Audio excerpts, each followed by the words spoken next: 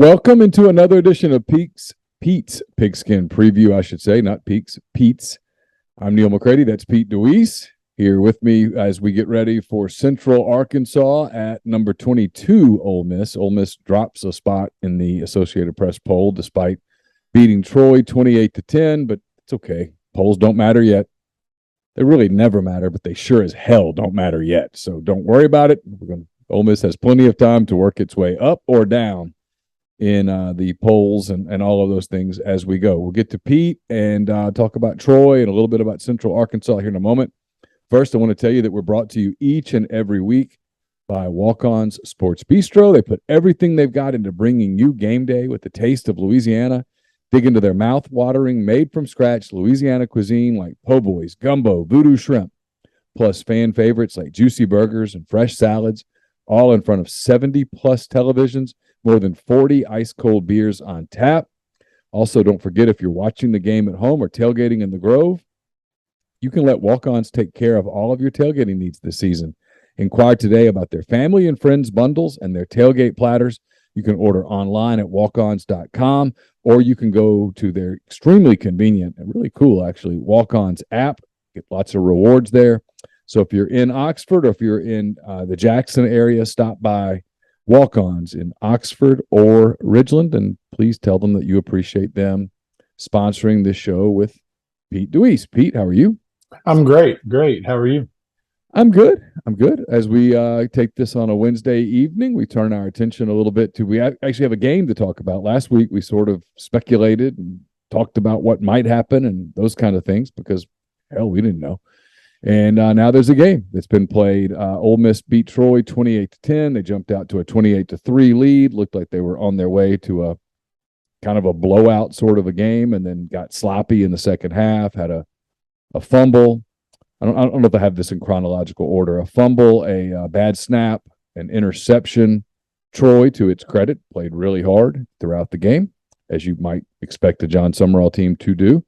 They scored a late touchdown and ate some clock late in the game, kept Ole Miss's offense off the field, and finished with a 28-10 Ole Miss win. Rebels now 1-0. They'll get ready for Central Arkansas this Saturday, 6 p.m. game at Vaught-Hemingway. You can see it on ESPN+. Need to have your streaming apparatus in order for that game. It's not going to be on the main SEC network channel, but you'll be able to see it at ESPN.com, ESPN+. 6 p.m. Vaught-Hemingway Stadium. Central Arkansas is 0-1 after losing to Missouri State in the first week of the season.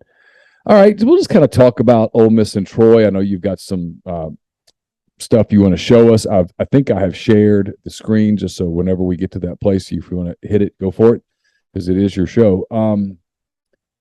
Just your general overall impressions of Ole Miss after week one. What stood out as a strength? What stood out as something that really has to be worked on? I didn't fully know what to expect. And then, that's one of the things we talked about last week with so many people incoming, so many people new in the party. How are they going to respond and how are they going to gel? And I think you certainly saw evidence that there's talent there. You saw evidence that they're starting to come together.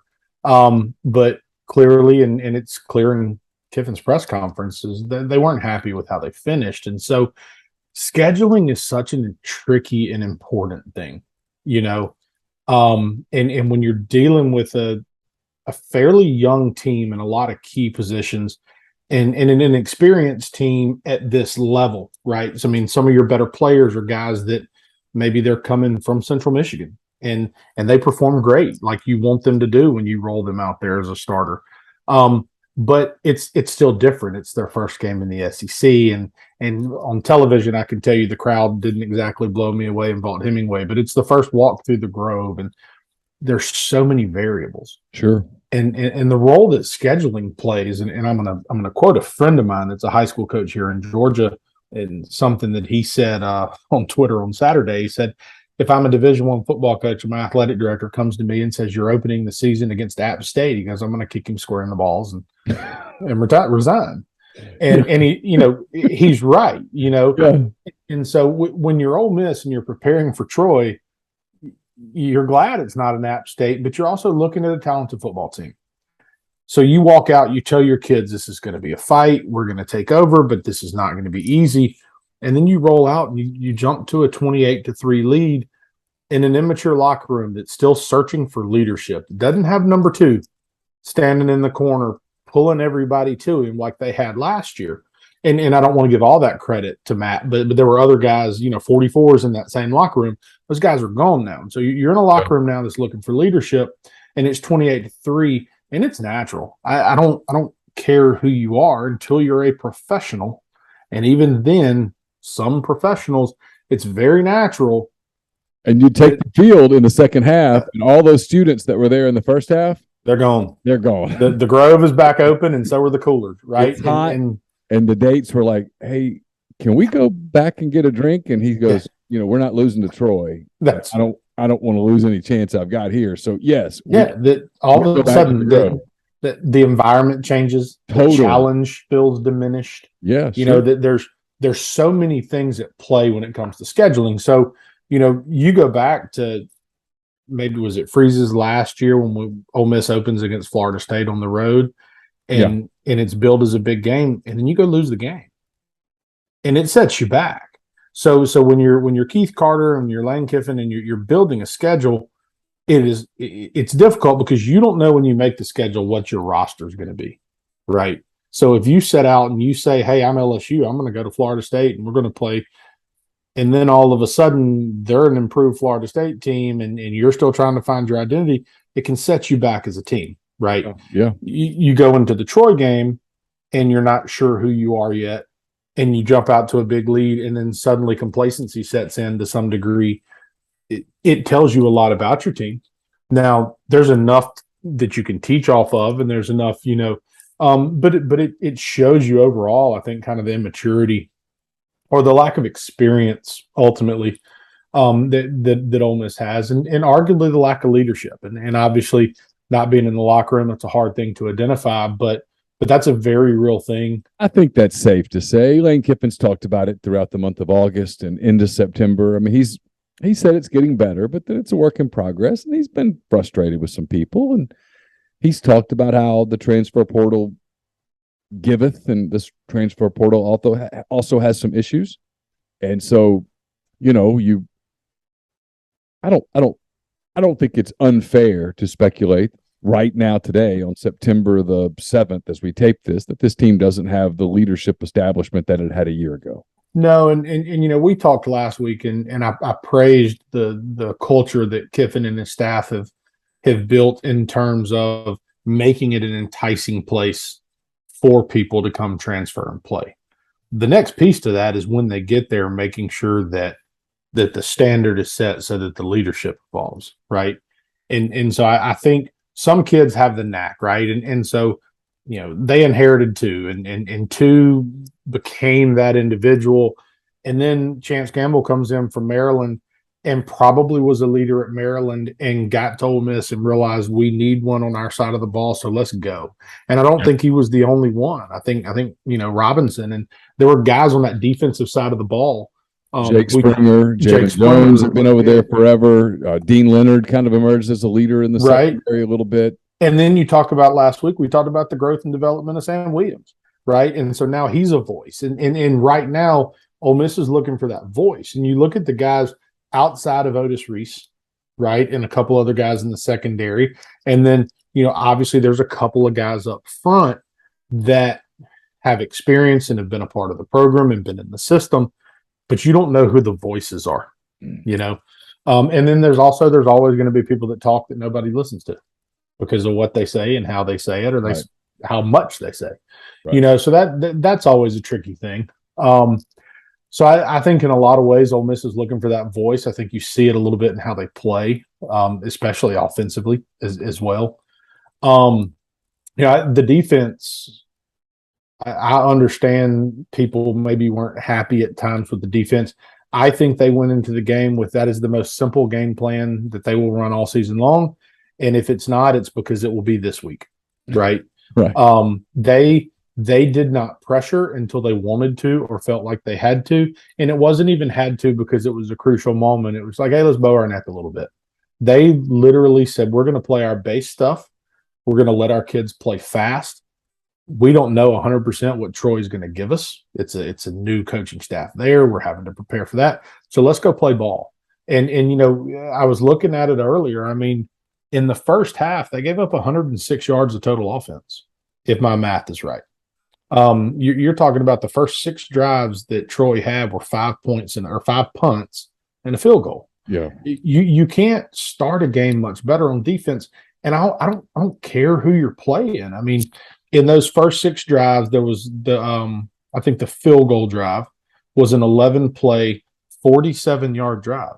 They were given the ball on a short field. Statistically, you give an offense a short field, the odds of them scoring it jumps dramatically. So it took them 11 plays to gain 47 yards and convert a field goal. That's a defense doing work, especially considering 10 tackles for loss in the game, and we just said they didn't pressure much. They literally sent 3. Now, again, in crucial downs, we started seeing linebackers, and you see Coleman come in and make a couple of plays and do some things. But 4 sacks, I think of the 4 sacks, I think 3 of them were defensive linemen. No, 2 were D linemen, 2 were a linebacker. According to the Ole Miss website and some of the stats that I pulled, Ole Miss had 5 hits on the quarterback, 4 were from D line, and only 1 was from a linebacker. So you're generating some pressure with your 3. You're not bringing more than 4 very often, and you're still limiting a decent offense. And so it certainly doesn't mean that Ole Miss has arrived and that they're locked in as a top 10 defense. But there's some evidence there. There's some things that I think that they're going to talk about as a staff and show the kids, and I'm going to show a couple of those things here tonight. But for the most part, I think they have to be somewhat pleased. Offensively, it was clear Kiffin wishes they would have been more successful throwing the football. But there were also some signs. Troy was not going to let them get big shots off. No, they know that the ball in front of them. They know that offense thrives on getting shots down the field, and they weren't going to give them that. And so they tried to force the quarterbacks to work underneath. And I think 9 different guys caught a ball for Ole Miss. Yeah, that's right. It's pretty solid. If you come out of game 1 where you didn't just completely empty the bench and you distributed the ball to 9 different guys, including your running backs, it does show that, okay, if they're taking away the shots down the field that we want to hit, we were able to work through our progression some. Did it generate the yardage we wanted? Maybe not. As productive as we wanted, but it does show understanding of what they're, of the system. I thought early on, especially, that was the best sign for Jackson Dart, was that he wasn't locking in on a certain guy. He was taking what the defense gave him, going through his progressions, dropping it off, moving the football. They were obviously going to run the football with those 2 super talented backs. Really 3, but Bentley didn't get a lot of opportunities. But, we'll talk about what he did later in the game. But I thought early on that was a really good sign that, hey, we're going to spread it around. We're going to throw it to Wade. We're going to throw it to Mingo. We're going to throw it to Heath. We're going to throw it to Robinson, Henry, Trig, whatever. I thought it was a positive that it wasn't about one receiver. Right. Yeah. I mean, you go back to year 1 and so much of it was about Elijah Moore for obvious reason. Right. And even you go back to times last year, early in the season before injuries, and a lot of it's about Drummond, where you look at Saturday and I do think for a young quarterback, a takeaway is it wasn't about one guy. He was willing to distribute the ball where it needed to go. And if you're a quarterback that they've been in your ear for 2 months about protect the football, find the check down, that there's some comfort in that as a fan and as a coach, because you have time to develop what's next. What did you think of offensive line play? Obviously, they ran the ball well. Their pass protection was the pass protection wasn't great. At times in particular, Troy traditionally solid on defense, one of the better pass rushing units in that conference, certainly not to be confused with an Alabama defense or anything to that nature. But, Ole Miss is going to have to show some improvement there. One of the best things Ole Miss has done the past couple seasons to throw the football and to aid in protection has been to use their run action, not in the traditional old school play action that maybe people think of, but they use their run action to create looks and to slow down pass rush, particularly on first and second down. And so if Ole Miss can continue to run the ball with the success that they had on Saturday, or anything close to it, it opens up those avenues of protection, which I think will help the offensive line. Right now, I think you have to be somewhat concerned about if a team is going to line up and just bring pressure, how is Ole Miss going to stand up? And part of that is Ole Miss likes to get the back out in the progression. They like to get 5 guys out and not protect with any additional guys in protection when they can get away with it. And so you're relying not just on the offensive line, but the quarterback plays a major role in it. Because if the defense is going to bring somebody extra, the quarterback's responsible for accounting for them. And so are these receivers that have all come in recent to the program. And so, without having access to the coaching film right now and really being able to break it down, I know there's improvement that needs to happen in pass protection on the offensive line, but it's also hard to say that it's all on them, Yeah, for sure. Let's see. You kind of want to, I know you've got some stuff you want to get to. We'll just kind of walk through it and I'll ask questions as we go along. I'll assume the role of village idiot, which is what I do well.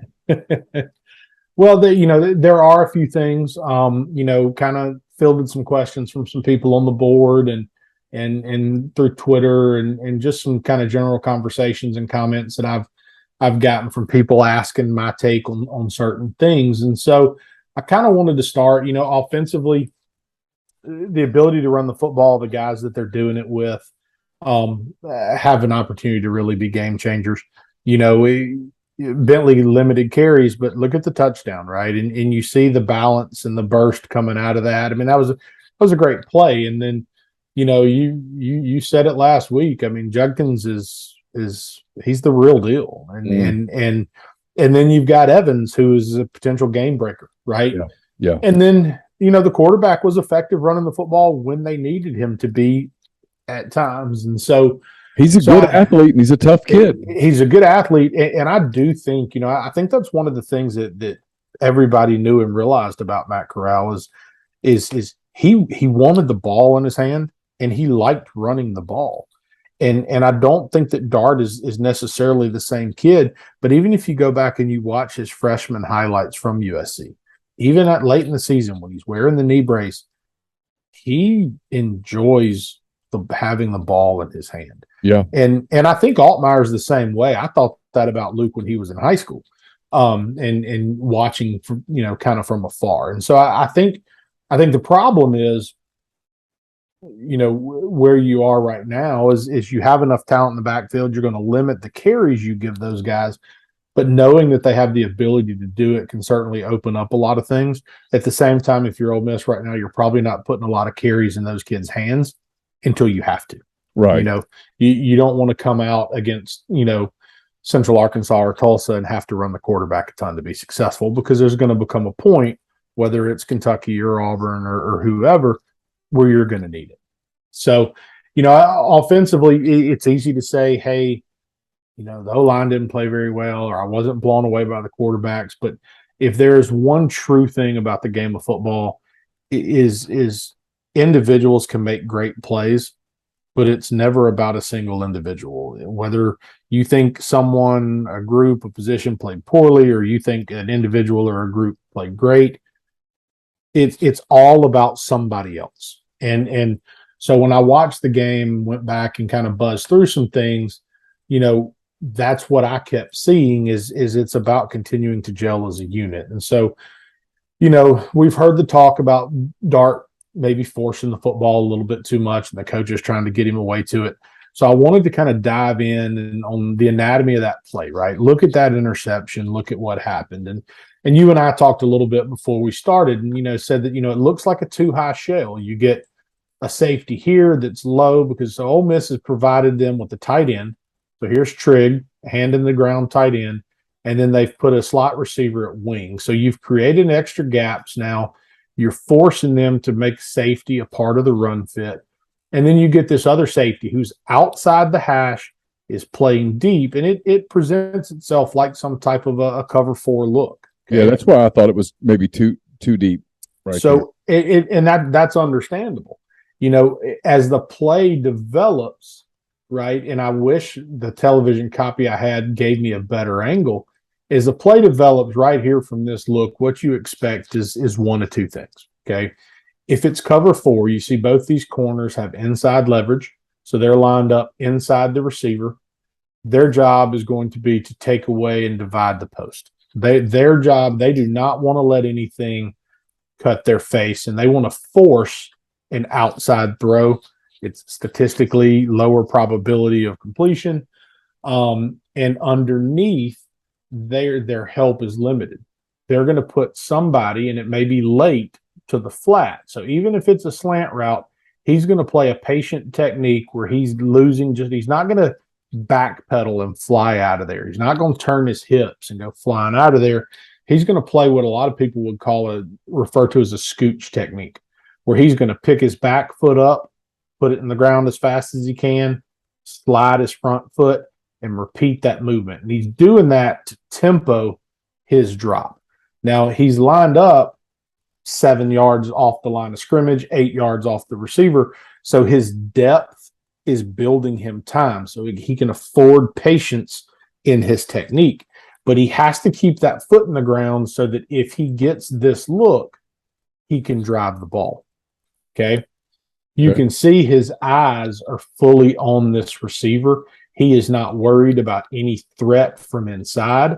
Okay. Which, again, could be part of a cover 4. It could also be part of a match. So where now you're telling him he doesn't have to worry. But in this case, this cornerback, for people who don't see this, the cornerback is out. He's on the 15-yard line, and the Ole Miss receiver, who I think this is Malik Heath. It is Malik Heath, I believe. He's 3 yards or 2 yards behind the line of scrimmage at the Troy 24, and the receiver is locked in. I mean, the cornerback is locked in on Heath, and his one assignment here is to not let Heath get inside the hash. Correct. You have the ball is on the left hash for the offense. Malik Heath is lined up all the way to the right. He's out on the top of the numbers. The corner, like we just said, is several yards off. He has inside leverage, and he is going to deny any inside route, and he's going to try to stay over the top of anything deep. Okay. He wants to be able to break and rally up on anything underneath. Ole Miss to that same side of the field. So you've got Malik Heath out wide. You have a slot who is attached to the tight end. He's standing right next to the tight end like a wing. And then you have a tight end, Trigg, with his hand in the ground like a traditional tight end position. So other than that corner, Troy has rotated this safety down so he can be part of the run fit. If they want to hand this ball to the tailback, they have to have gap responsibility. So the outside linebacker has to fit outside the tight end, between the tight end and the wing, and the safety has to be there to spoke to the ball outside of that wing. Okay. Gotcha. Yep. He also has to have coverage responsibility. If he gets any vertical threat from the tight end or the wing, he has to be able to carry that route. That's why he's still playing 7 yards off the line of scrimmage. What he's expecting is that if either of those players go to the flat, he's probably going to get help from the linebacker. One thing you can notice when you look at this, and if you have access to the visual, is both linebackers have cheated towards the tight end because they need one of those guys to now be responsible in coverage on that side. Yeah, one linebacker is basically completely lined up over the Ole Miss right tackle, and then the other linebacker, I guess the weak side linebacker, is lined up directly over the ball center, about 4 yards deep. So that they're going to negate. Ole Miss has 3 gaps on the left side of the formation. They have the A gap between the center and guard, B gap between the guard and tackle, and then they have C gap outside the tackle. Troy is negating those gaps. They have a nose that's right over the center. They have a defensive end that's going to be responsible for B gap, and then they have an outside linebacker that's going to have anything to the outside. So they've negated the gaps to the weak side. But Ole Miss, while they only have 3 gaps weak, to the strong side, you have A gap between the center and guard, B between the guard and tackle, C now between the tackle and the tight end. And because they have a tight end and a wing, you now have D gap between the tight end and wing, and then you have an additional gap outside of that. So they've had to rotate their numbers. The thing that happens here on this particular play is not only have they rotated their front, they're going to rotate the coverage. Okay. And where Dart forces this ball, and Kiffin talked about it in his press conference, if he throws the ball differently, they have a chance. Okay. But he gets hung out to dry. And it goes back to my statement earlier about a lot of times it's about what the other guys do that affect your success or your failures. And so as I change the view, okay, for anybody that's visual, I give you a diagram of kind of how the defense is lined up. But when we look at that same diagram now, and the route structure that Ole Miss tries to employ, they take the 4 vertical concept that everybody in America runs, and now they're trying to send 4 receivers. So you've got Malik Heath outside the numbers, and they're going to try to push him vertical down the sideline. So we talked about that corner that was 7-8 yards off, inside leverage. He's going to be forced to carry that route. When you attack the strong safety with your wing, you now get to create a one-on-one with him. If he rotates down with the run action, you find a receiver down the seam uncovered. Okay. If he does not attack the run action, he is still at a difficult angle because the release of the receiver forces him to get outside leverage because he has no help outside. So now when the receiver gets vertical and he is underneath and inside of that defender, it gives you a place to throw the football.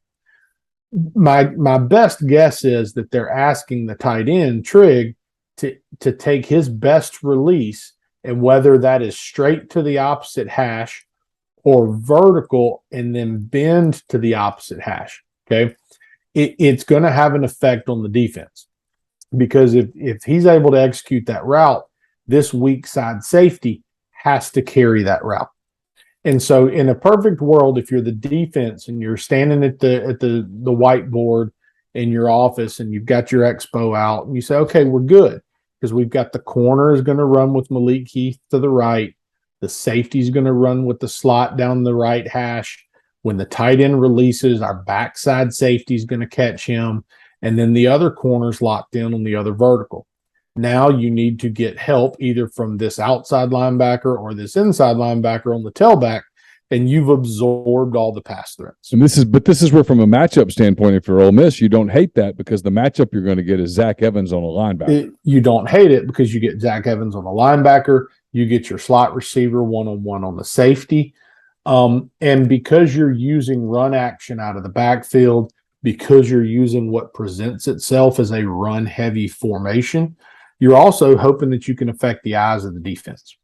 So as you look at this shot, and this is a screenshot from the TV copy, okay, you see here comes Evans out of the backfield, working flat across the quarterback's face, showing run action, great arm fake, quarterback is square, the ball is in the tailback's mesh, so the ball is in the belly. He is showing everything could look just like a run play.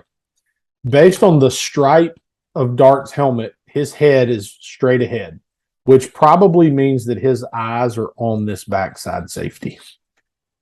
Okay. So far, so good. So far, so good. Right. You can see the slot receiver is taking an outside release to go attack the safety that's to the right of the Ole Miss offense.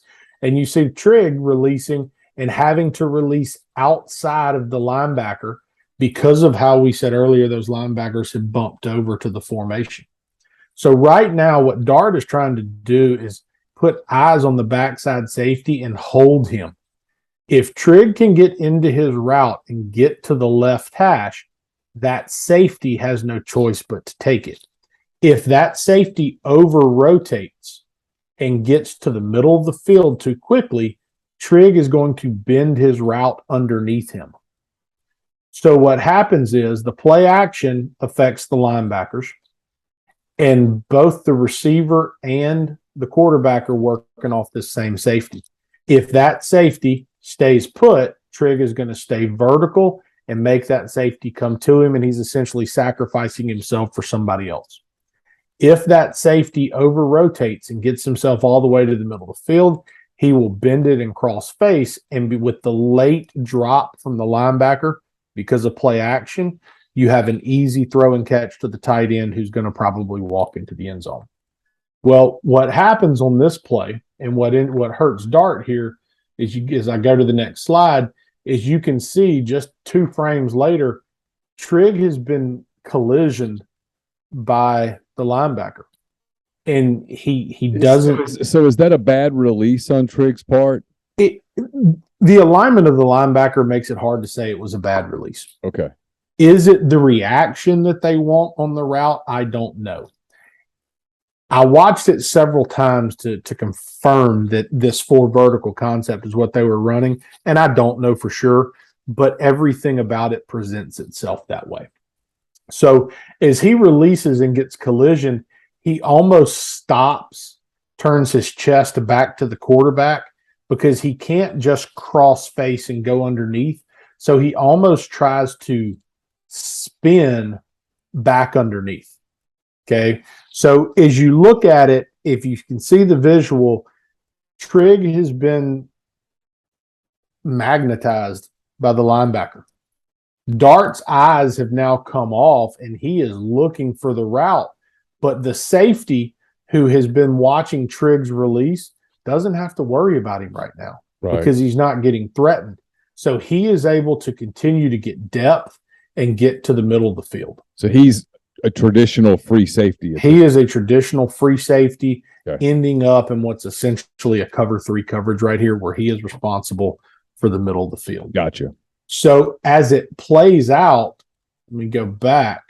As it plays out, because the tight end's route gets held up, he doesn't hold the weak side safety. So as the strong safety collisions and carries with outside leverage, if that weak safety is not in the middle of the field, it is an easy inside seam throw. You throw the fastball, it's a touchdown. You maybe, if he's got the guy beat, you give it a little bit of air, let him run underneath it in the back of the end zone. But because of what's happened to the tight end, the safety is able to rotate. Dart is not expecting him to be there. He's identified the coverage. Maybe the ball's late. Maybe the ball's a little bit lazy, but he doesn't realize that the rotation has been able to happen, and that weak safety is able to come over and come away with the interception. So there's a lot more to it than just Dart made a pick. There's a lot more to it.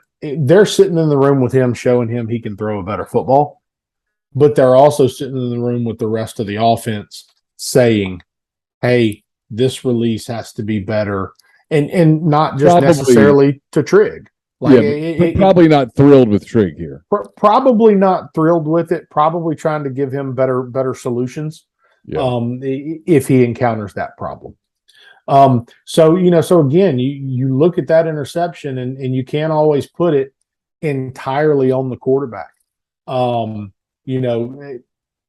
Kiffin and those guys may say different, but and I would take their word for it, because they're the ones teaching the progression and working the install.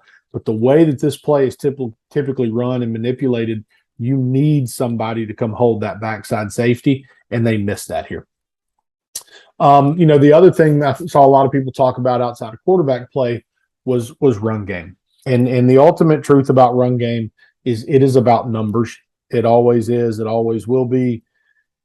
It doesn't matter how good you are. There becomes a point where if you are outnumbered, the defense they've got you. So if you look at this particular play, Ole Miss started out, they had Trigg was to the left of the offense. Ole Miss started out in a traditional 2-by-2, 4 wide receiver formation, and they take the tight end who is on the left, split out as a receiver, and they motion him across the formation. So what Ole Miss is trying to do here is they're trying to gain numbers.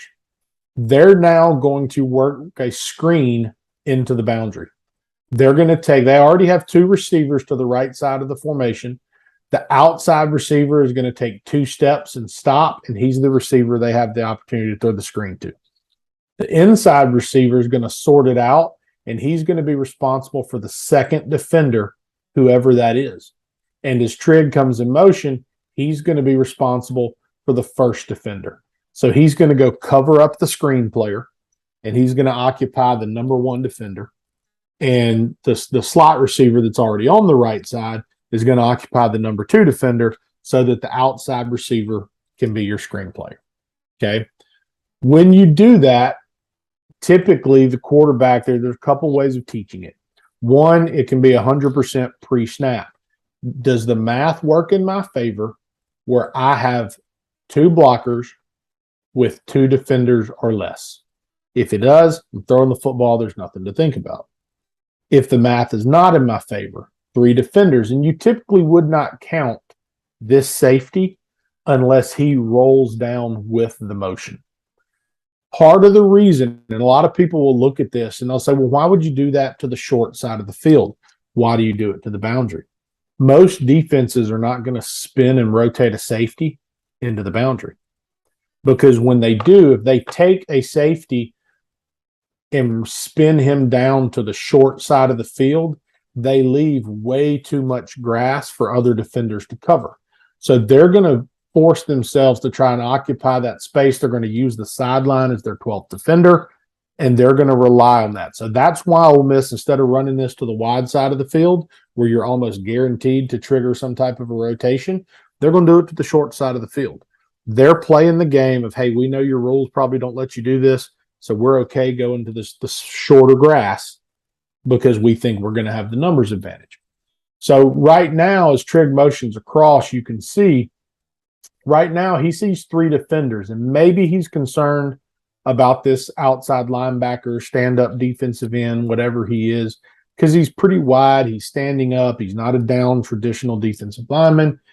And there's argument there that, okay, hey, maybe he fans outside and he becomes the 3rd defender that's fairly close to the screen now. Okay. Well, as the play develops, what you see happen is he chooses not to throw the screen, and they have a zone read now with the running back. Okay. As the offensive line goes in zones to their left, right now, the defense has a C-gap defender outside of the tackle on their left side. They have a B-gap defender between the guard and tackle. And then they have a nose that's almost dead over the ball, probably cheated slightly to the weak side. There's 1 linebacker stacked between the nose and the defensive tackle. And then there's that stand-up defensive end to the right. What Ole Miss can account for in the run game, going back to the numbers conversation, is they cannot account for this outside linebacker that is to the left of the formation outside of the box. Gotcha. There's no way. So you look at it and you say, okay, if I draw a line in the tackle box, right? If I'm watching Sunday football and John Madden's talking about the tackle box, that defender is outside of that box area. So they're not asking the offensive line to account for him. As the play develops, what happens is the defensive end stays outside, the D tackle goes into A gap, and this outside defender folds in and becomes the B gap player. So there's no way for Ole Miss to account for him in this zone run scheme. They're relying on the ball, either the quarterback making them right with the read or the ball being able to cut back away from the extra fit defender. Okay. What happens is when Dart decides he does not like, and this may even be Altmaier in the game, when the quarterback decides here that he does not like the screen, he's now forced to read the defensive end. Well, when that defensive end slow plays and forces him to hand the ball off, now where Ole Miss is thinking we're good, we have 5 guys to block 4 guys. Because this 5th defender is unaccounted for, even though numbers-wise it should make sense, he's not in the fit, so that he's not in their count. So he becomes an extra defender. So they're just outnumbered. And when this defensive end has the ability to force the handoff and there's this extra fit that cuts the ball back, that end is now able to fold back. So now you're talking about 6 defenders with only 5 blockers. And so, this is one where, again, in the run game, you're trying to play the numbers game. And Troy, because of the motion, was able to add an extra defender to the run game. And it's easy on a Saturday to sit there and go, well, how did we take a 2-yard loss on a run play, an inside run against Troy? We should be able to run it down Troy's throat. Well, math. It's math. It's literally, they can block those down linemen as well as anybody in the country. And it really doesn't matter if that kid that they can't account for fits it correctly, and he does. Now, so what changes when Ole Miss hits a big run? Exact same formation, 2x2, 4 wide receivers. Nobody's going in motion this time. Okay. Now the math has changed because these receivers are lined up wider. The ball's more in the middle of the field. It's not truly on a hash anymore.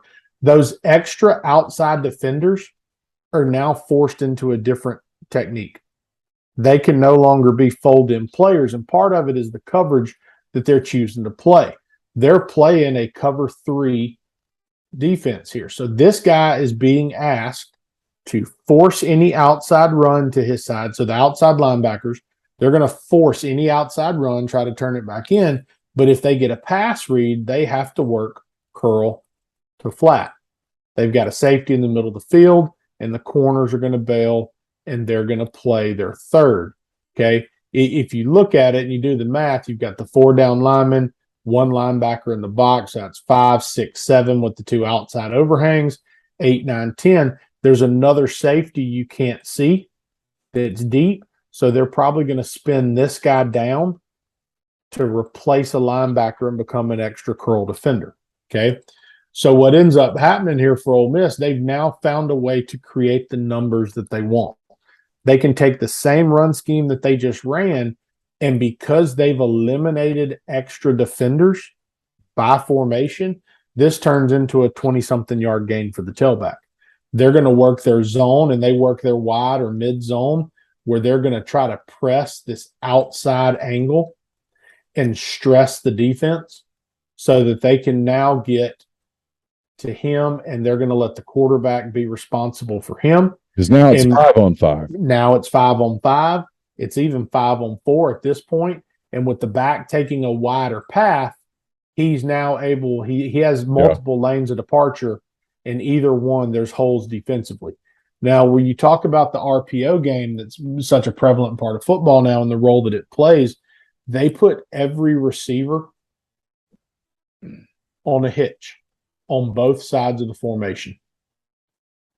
So now everybody's got a hitch. So these outside defenders now have to be responsible for the throw game. And now you have limited the number of run defenders that are available for the defense.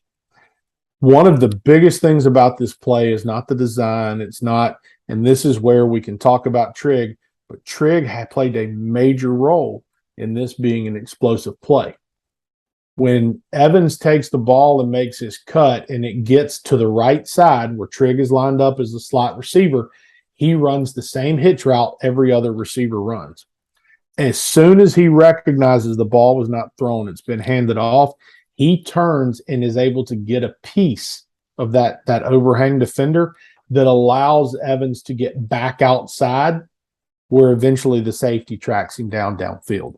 So, that piece of the RPO game is very important, where you have to have receivers understand the ball's not thrown, it's been handed. I need to go play a part in the run game now. That was good awareness and good effort by Trigg there. So, while the kid might have aided in the interception by Dart, he played a big role in this big game by Evans. So, it goes both ways when you look at those things. This slide was clearly out of order. It's what I was trying to show you earlier and was confused about where it was. Defensively, you talk about Ole Miss. I already told you I think that they had a good performance, and there's not a ton I want to touch on. But constantly when we talk about defense, we talk about eyes and we talk about communication. So, Ole Miss took a very similar approach, honestly, than Troy did. They weren't going to let things get over the top of them. They played a lot of zone coverage. They were not exotic in what they were doing with their front, but there were some things that you can see. So when you teach pass drops to underneath defenders, to linebackers, safeties that have spin down, there's kind of three different ways that most people teach it. Okay. One is what's called a spot drop. And if you played in a defense in the 90s or 80s in high school, you were probably taught the spot drop. Coach said I had the curl. That means I turn and I run to the hash, and I'm 10 yards from the line of scrimmage, and I sit on that hash, and anything that comes to me is mine. There are teams that still use it. There's a place for it in football. It can still be effective. Okay. There's also what a lot of people would refer to as match drops. So now, instead of I'm going to turn and run to the curl, what the match tells me is I'm going to turn and find the receiver, and I'm going to adjust to his release. So if he's running vertical, I may get 10 yards to the hash. If he's running something short, I'm going to level off and accept it and try to pass it off. You look here at this clip by Ole Miss, and what you see is there are 4 underneath coverage defenders. You have 2 guys on the outside that have their hips are facing in. They're looking to catch any crossing routes. They have to expand with anything that's taking them wide with width. Okay. And then you have the 2 linebackers. But when you look at this picture, Neil, what do you notice about all 4 of those defenders? Well, the 2 outside guys are completely turned inside. They're all watching the quarterback, is what it appears to be. All their eyes are in the backfield. So that's where the third element comes, where guys are going to work what some people call vision drops. They're working base. They know how many receivers. Hey, there's 3 receivers to my right, so I'm going to play on a string. We're all going to release and drop towards the right. We're going to read the quarterback's eyes. If his eyes come back left, I have to come back left, and I'm going to be able to react to the ball. Okay. And when you have long athletic defenders, it's a great way to really cloud up the picture for a quarterback on underneath routes. And that certainly looks like what Ole Miss is doing here. The problem is, and maybe this plays part of it too, Ole Miss is rushing 4 on this down. And I don't recall the down on distance, but if you look at it, you could argue that 3 of the 4 defenders they've rushed are creating pocket pressure. You have one defender that 2 for sure right there. 2 for sure, right? You've got one that's come off the edge and has turned the corner, has forced the quarterback to step up in the pocket, and he's trying to work the hump and get to him. You have, a defensive lineman that is taking an inside move on what I'm guessing is a guard and is winning and is about to put his face to the quarterback's chest. You have another end from the other side who's taking an inside move, and it looks like they're working a pass rush stunt here. Okay. But he's taking an inside move where he's captured now two blockers, and he is now working them back into the pocket. So right now you're talking about a guy that's coming from the backside, forcing the quarterback to step up, a guy that's taking an evasive move to the inside and is in the quarterback's face, and another guy that is pushing the pocket from the middle and forcing it to collapse. What you need now is for him to come around and give you the 4th wall, right, to box him in. But part of what you can see is all 4 of these underneath defenders are reading the quarterback. They've cleared out the safeties with some type of a vertical route, and now Troy has this drag or crossing route coming right behind all those linebackers. And they complete this for one of their bigger gains at this point in the game. And so, but it stood out to me. Is Ole Miss looking at this saying he's about to get sacked, and so I don't continue to climb and get depth? I don't get my eyes back inside to find the crosser? Because when you're playing with that hip angle, I'm expecting him to now look to catch any crosser. These guys are going to play underneath it, and as he comes across, because there's no threat for him outside, he's going to get depth, and he's going to be able to catch that ball coming from the other side. Right. Okay. So what the wonder is it youth? Is it an experience? Is it first game? What is it?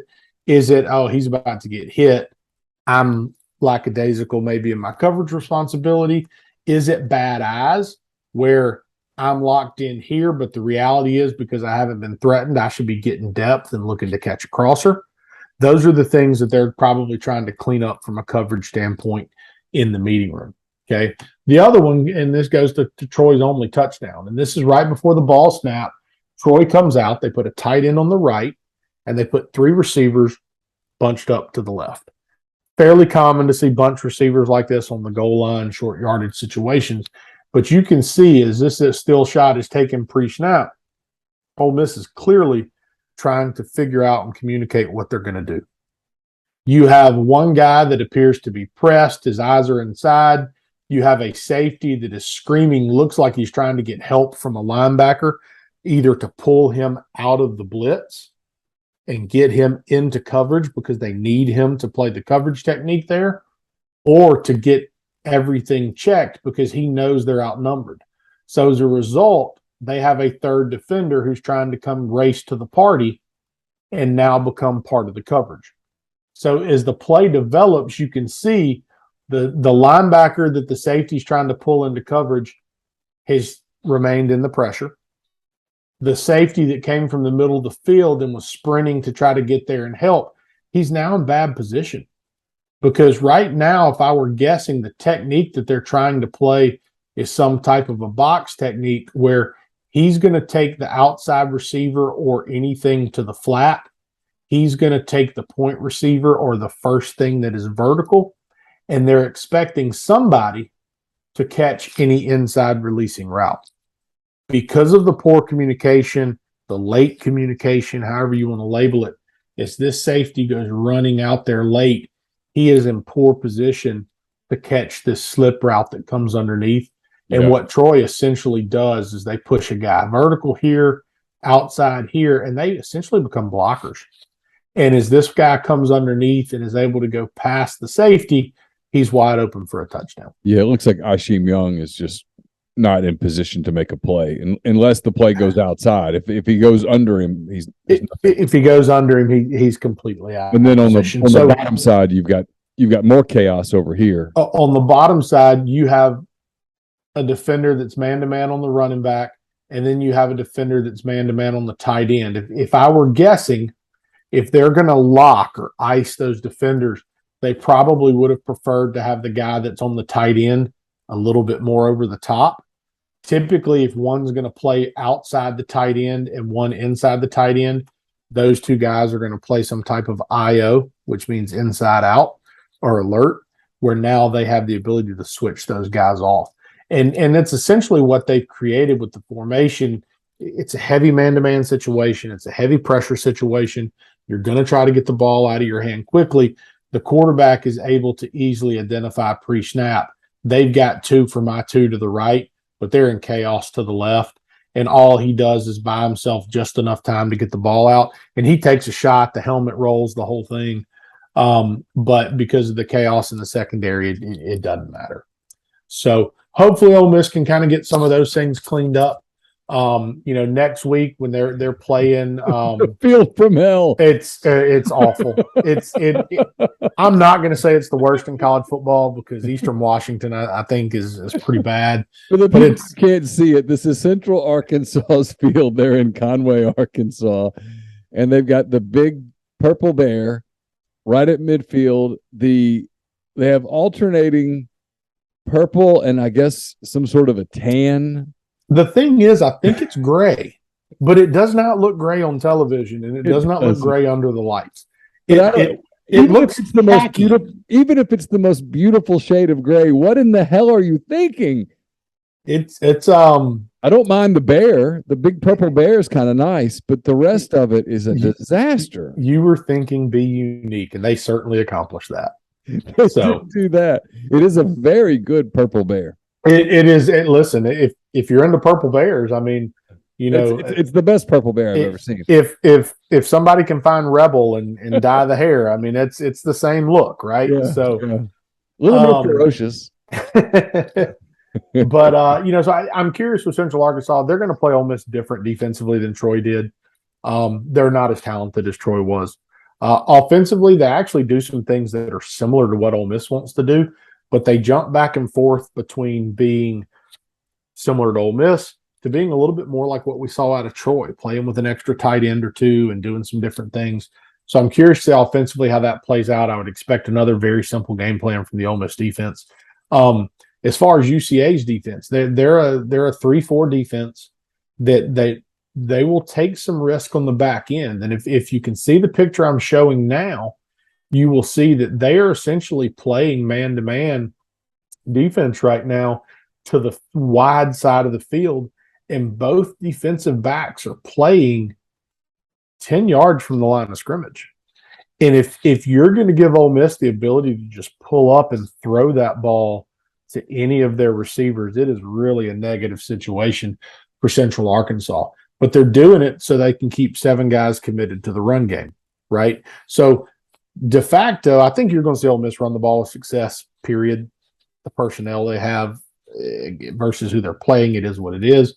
But if they're going to choose to be box heavy to stop the run, I do think you'll see some more production out of the passing game. I don't know if it's going to be downfield production, but you're going to see more production if they're going to give you looks like this. The other thing that I would see as I watch through this game some is a little bit different look. And so now if you see it, they're playing more of a cover one man-to-man type structure. Again, they're box heavy. They have, 7 defenders in the box. They're playing man-to-man on the 3 receivers that Missouri State presents, and they're pressing the single receiver into the boundary. And that's a matchup Ole Miss is going to like, regardless of who they have out there. We talk about hand-raised guys a lot. Somewhere in the meeting in Conway, when they were designing this field, somebody had to raise his or her hand to go, no. Well, this is a bad idea. Somebody might have.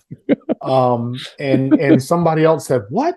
Nobody else has it. We're going to be able to recruit the best ASUN athletes to Conway.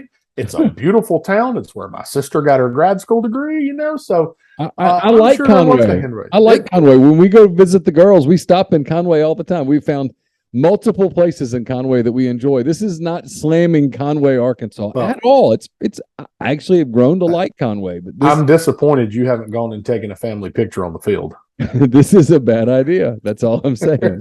Well, for their sake, I wonder if there's a hand-raised guy in the staff room that's going to say, should we really press Malik Heath and Jonathan Mingo? Should we really play our corners and safeties 10 yards off with very little underneath help? Pete, what's happening in that room is, okay, they're paying us what? Yes. Right, that's going to fund what?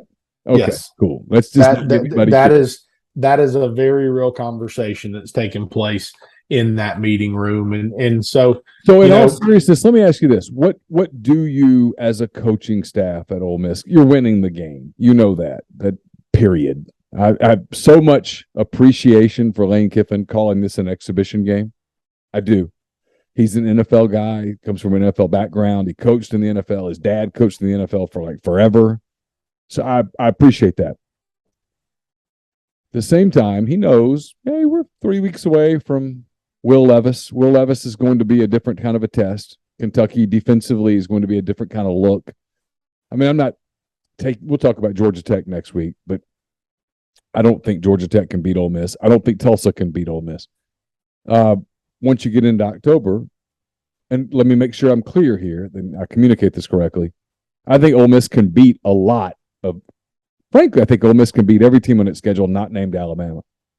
But there are other teams like Kentucky, Auburn, Texas A&M, LSU, Ole Miss, Arkansas, Mississippi State that can beat Ole Miss if everything falls their way.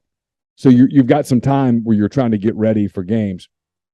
What do you try to get out of a game like this one against Central Arkansas to help you get ready for those games down the road? There's some coach's discretion there and knowing your locker room and knowing your kids and what you need. There's a balance to here's what we know we need to work on. Let's go get better at it. Hey, here's what we know we don't want to put on film yet, so let's protect it. And knowing at what point does the risk outweigh the reward, right? If we know we're going to do this and we know we need to do it to be successful, and right now we don't have a whole lot of faith in our kid to do it, let's go give him a bunch of live reps against a team where he can experience success. How much does that set us back in October when it is on film and it is part of our tendencies now? And so that's the conversation, and that's that's the ultimate decision that Kiffin and his staff have to make is okay, defensively, we're going to be able to play our base stuff and we're going to be fine for at least one more week. And maybe next week, Tulsa presents some different challenges and we start working some more things.